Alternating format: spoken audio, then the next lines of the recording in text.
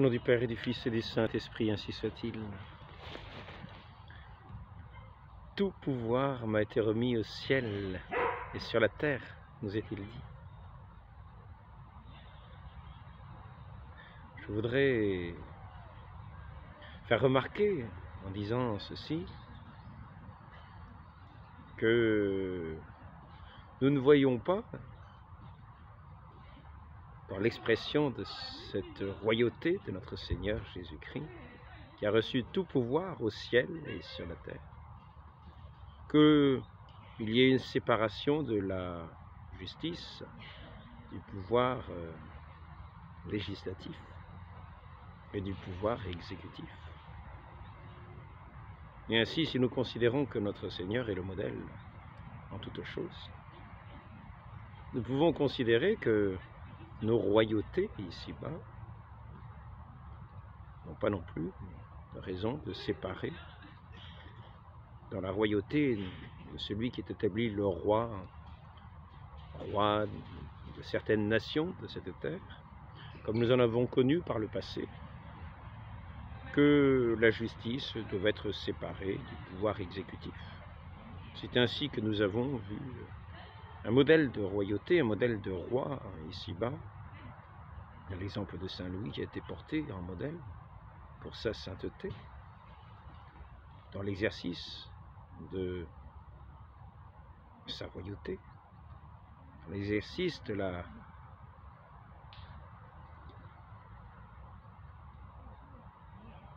sa direction du royaume, dans le sens de la justice, de ce pouvoir reçu du Christ, qui, nous le voyons, comme il le dit, a reçu tout pouvoir au ciel et sur la terre. Et ainsi, il peut confier tel pouvoir ou telle partie de ce pouvoir à ceux qu'il choisit ici-bas sur la terre, pour être comme la prolongation de son pouvoir divin, remis des mains de son Père, dans son humanité, dans son humanité divine, car en tant que Verbe éternel, ce pouvoir ne lui a été remis qu'en même temps que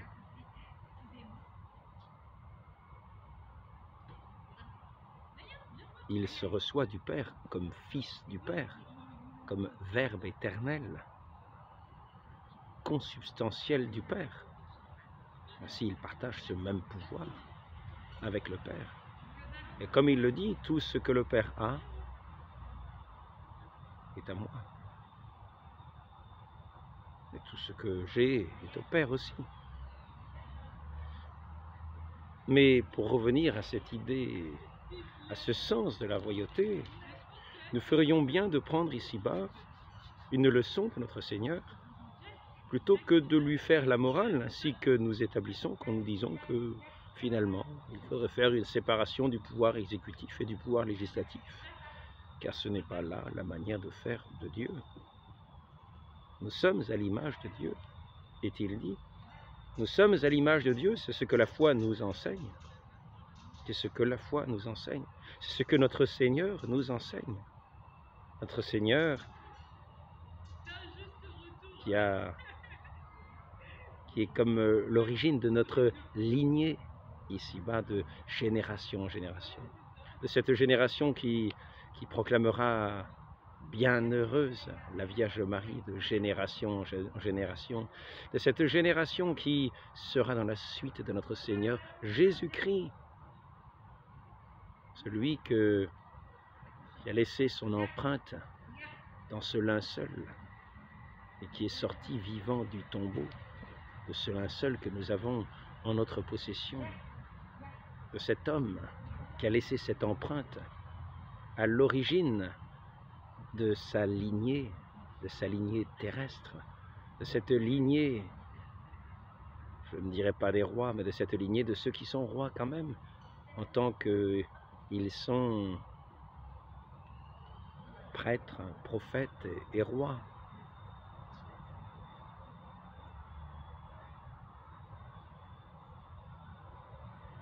En entrant dans cette lignée de notre Seigneur Jésus-Christ, qui est le grand prêtre,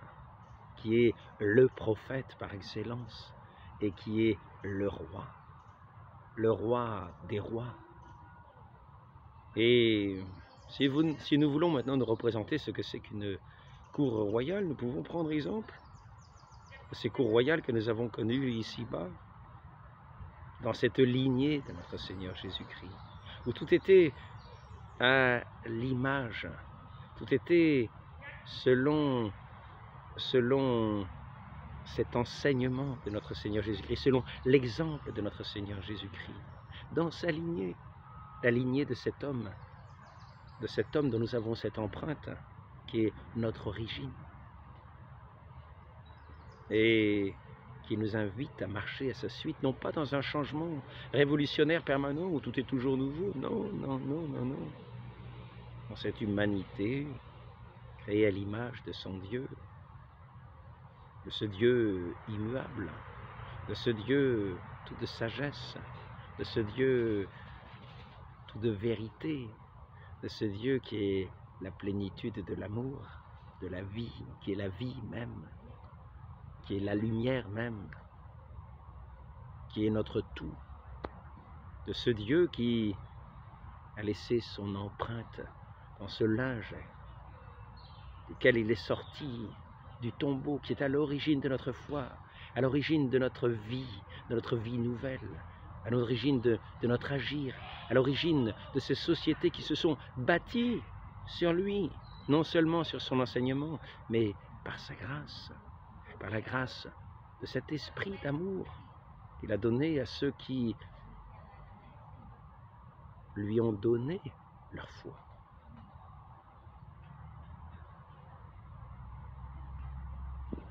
Et qui, en son nom, exercent et ont exercé cette royauté sur la terre, cette royauté qui était éclairée par celui qui est la lumière même, cette royauté où était jugé à l'éclairage de cette lumière ce qui tenait du péché qui doit être exclu de cette cité sainte, de cette cité des hommes, de cette cité des hommes qui veulent vivre selon la justice, selon la correspondance à leur Dieu.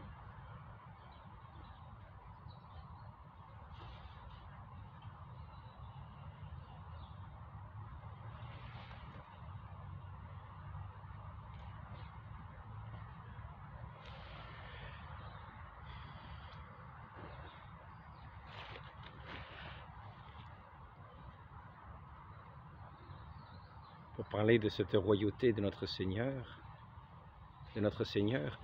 qui n'est pas en révolution permanente comme je viens de le dire, mais qui a établi sa lignée en étant le premier-né de cette lignée de ces hommes sauvés par sa grâce, afin de rétablir ce règne du Père, ici-bas sur la terre, selon ce bon vouloir du Père, dans la complaisance du Père, recevant cette complaisance bienveillante du Père, non pas dans des changements toujours nouveaux, de cette idée révolutionnaire que le monde est toujours en changement, que les hommes sont un jour d'une certaine manière, qu'ils peuvent être, suivant les latitudes, tout à fait autrement, ainsi que le disait Voltaire, tel au-delà des Pyrénées, tel en deçà des Pyrénées, et ces visions du monde qui changeraient, et selon l'espace, et selon le temps, mais telle n'est pas la vérité de ceux qui sont dans cette lignée de ce roi des rois, de cette lignée de notre Seigneur qui s'est incarné, de ce Dieu qui s'est fait homme, qui a souffert sa passion pour nous racheter, pour nous ramener à lui, pour nous attirer à lui, qui est la vérité, et qui vient éclairer tout esprit qui aspire à la vérité. Car tout esprit des hommes, tel que Dieu l'a créé, aspire à la vérité, à la connaissance de notre Dieu, et le cœur des hommes à vivre selon la volonté de notre Dieu, qui n'est que bonté. Et c'est ainsi que s'exprime la royauté de notre Seigneur dans la justice véritable, en séparant ce qui est de Dieu de ce qui n'est pas de Dieu, comme il séparait naguère ce qui était de la lumière de l'ombre. Car ce qui n'est pas de Dieu, ce qui désobéit à Dieu, et c'est la seule désobéissance que nous puissions avoir. Tout le reste ne peut pas s'appeler désobéissance. Ce qui est désobéissance purement aux hommes n'est pas désobéissance, car nous ne sommes plus dans le règne de l'obéissance, dans le règne de la volonté de notre Dieu, à laquelle que nous devons aspirer à connaître pour l'accomplir, afin que son règne se fasse, que son règne de bonté, que son règne de vérité, que son règne de justice, que son règne d'amour, que son règne de douceur, que son règne d'équité se fasse parmi les hommes, selon ces divines lois qu'il nous a données. Ainsi, le règne de notre Seigneur n'est pas bien compliqué à connaître, car il se donne à connaître. En se donnant à aimer, c'est le règne de l'amour, le règne de l'amour, le règne de la grâce, c'est le règne de la vie.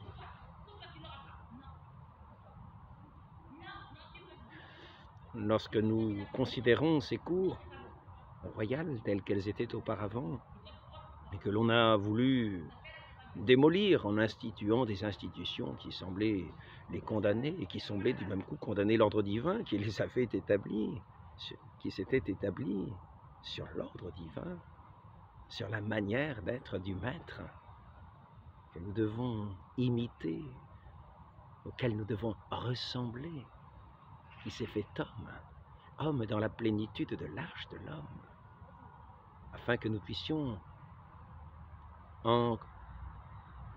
nous communiquant son esprit, en recevant son esprit, vivre pleinement, chacun ainsi que Dieu l'a créé dans cette humanité que Dieu a voulu, cette humanité où rayonnent toutes les vertus de Dieu, et c'est là le règne de Dieu, c'est là son royaume, ici-bas, et notre Seigneur Jésus-Christ est le roi des rois, car c'est lui qui a reçu tout pouvoir,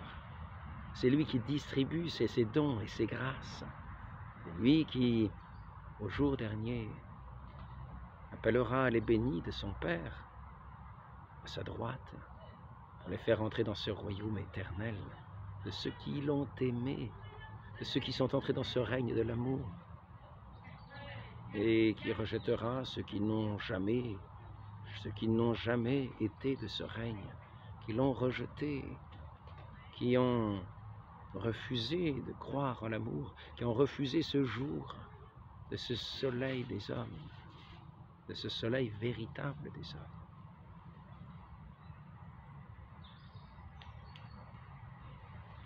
Je vais changer le jour de cette plaquette pour essayer d'y voir mieux, mais je crois que la nuit est en train de tomber. Et d'ailleurs, je vais me rapprocher un petit peu, nous verrons un peu plus de lumière peut-être. Alors, je ne sais pas comment faire.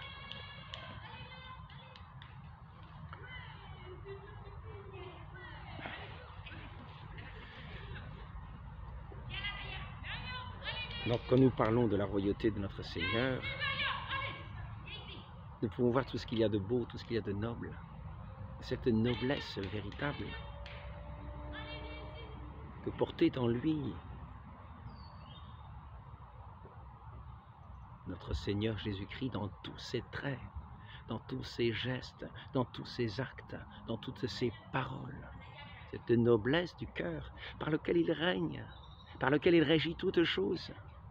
Cette noblesse qui est aussi La noblesse, pourrait-on dire, est le lien du ciel et de la terre, de Dieu et des hommes, du Dieu éternel et véritable, de celui qui est la plénitude de toutes choses, et de ces hommes faits debout dans l'humilité. Le ciel uni à la terre, c'est ce qui véritablement est noble. Et quand nous considérons tous ces royaumes passés, il était bien question d'une terre, d'un roi et d'un Dieu. Et le roi était, comme pourrait-on dire, le lien, celui qui était le garant de cette autorité de Dieu, pour autant qu'il était un bon roi. Mais c'est ainsi que sont les hommes. Ils peuvent être pleins de malice, en se détournant de cette royauté divine de notre Seigneur, de ses grâces, de ses dons, de ses jugements qui ne sont que justice, qu'équité, que perfection, au-delà de ce que nous pouvons penser nous-mêmes, car lui sonde jusqu'au plus profond des cœurs, jusqu'au plus profond des esprits. Il connaît toutes choses et il est le juste, véritable et unique. Et il sera aussi le juge, comme il était juge dans toutes ses paroles ici-bas. Car pour parler, il faut bien juger les choses.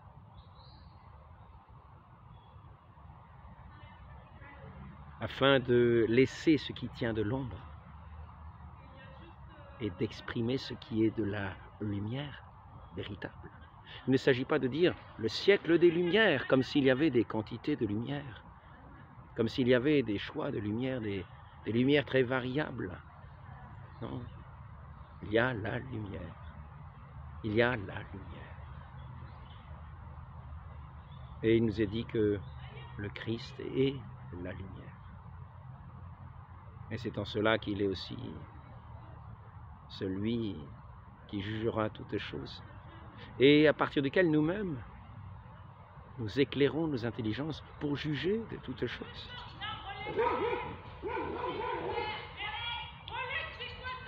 C'est ainsi que nous voyons que le fait qu'il y ait des hommes remplis de malice, ou des hommes remplis de la grâce de Dieu, ne remet pas en cause le fait d'institution que notre Seigneur aurait fait. Les institutions ne rendront pas les hommes, les institutions humaines ne rendront pas les hommes meilleurs. L'institution divine permet de répandre, comme par des canaux de grâce, les grâces divines. Et toutes les paroles de Dieu sont des canaux de cette grâce divine, si nous voulons bien les écouter. C'est ainsi qu'il peut régner dans nos cœurs, lorsque nous écoutons sa parole, et qu'il vient par sa grâce dans nos cœurs, pour y régner, pour l'y faire aimer, et afin que nous puissions, par lui, à l'écoute de sa parole, avec sa grâce divine, agir ici-bas et régir. Chacun où il est, selon l'appel qu'il a reçu. Cette royauté de notre Seigneur se répand à chacun, et chacun est responsable de cette part de pouvoir que Dieu remet entre ses mains afin de répandre par les grâces qu'il nous donne son règne en toutes choses et partout, jusque dans les plus petits domaines, comme dans les plus grands royaumes. Et c'est ainsi que les hommes sont responsables devant Dieu, qu'ils recevront le jugement de celui qui est le roi des rois et qui jugera à la fin des temps, chacun selon ses œuvres. Il ne s'agirait pas de dire « oui, nous lui avons confisqué une partie de son pouvoir parce que les hommes sont mauvais et… » Non, non, ce n'est pas ainsi que notre Seigneur jugera. Il jugera sur ce que nous avons fait, sur nos œuvres, sur notre foi. Ceux qui n'auront pas cru, ceux qui auront refusé de croire, ceux qui auront enterré le talent de Dieu, par crainte, par peur de Dieu, ne croyons pas en son amour, ayant fermé les yeux à sa lumière, ayant enterré ce talent de la vie pour vivre une vie de ténèbres, une vie de peur, qui auront refusé ce royaume de notre Seigneur, ce règne de notre Seigneur tout-puissant et si bon pourtant.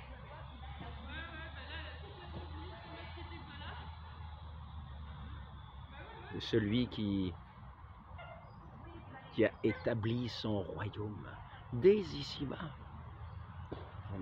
de celui qui a laissé son empreinte aux générations à venir,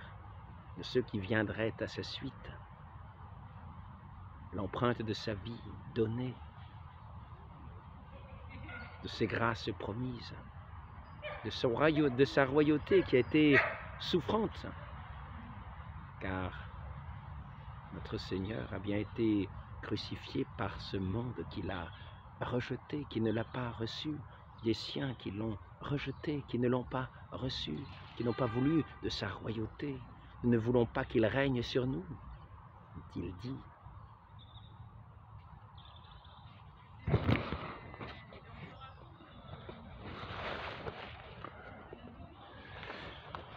Je voudrais,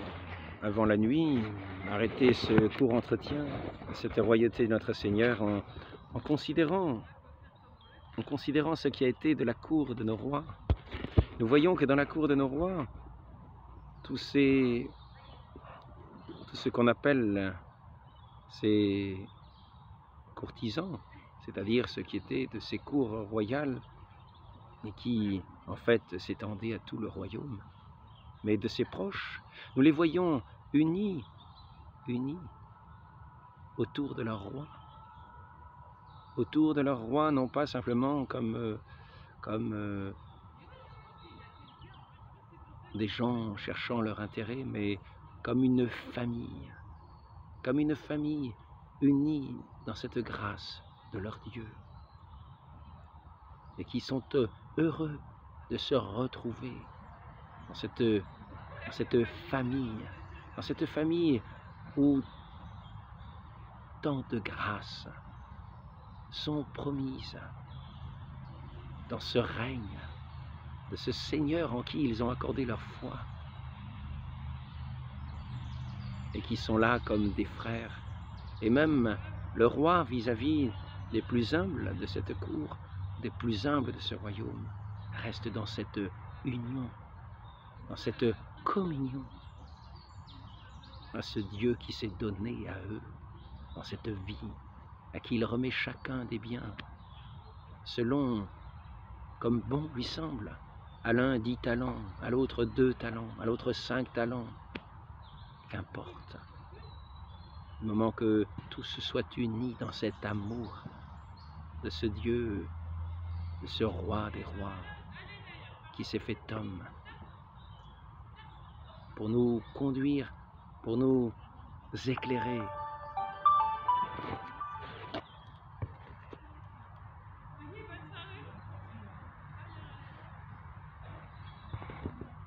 Et pour que nous puissions établir ici-bas ce pourquoi il nous a créés, son règne d'amour. Ainsi, il pouvait y avoir au milieu de ces cours quelques esprits mal tournés, qui rejetaient cette lumière, qui attendaient quelque avantage, qui attendaient peut-être de détrôner celui qui avait reçu ce pouvoir de son Dieu, afin de régir cette partie de terre qui lui était remise comme un talent, qu'il devait faire fructifier selon les enseignements et les grâces de notre Seigneur, dans cette lignée de notre Seigneur, dans cette lignée des enfants de Dieu,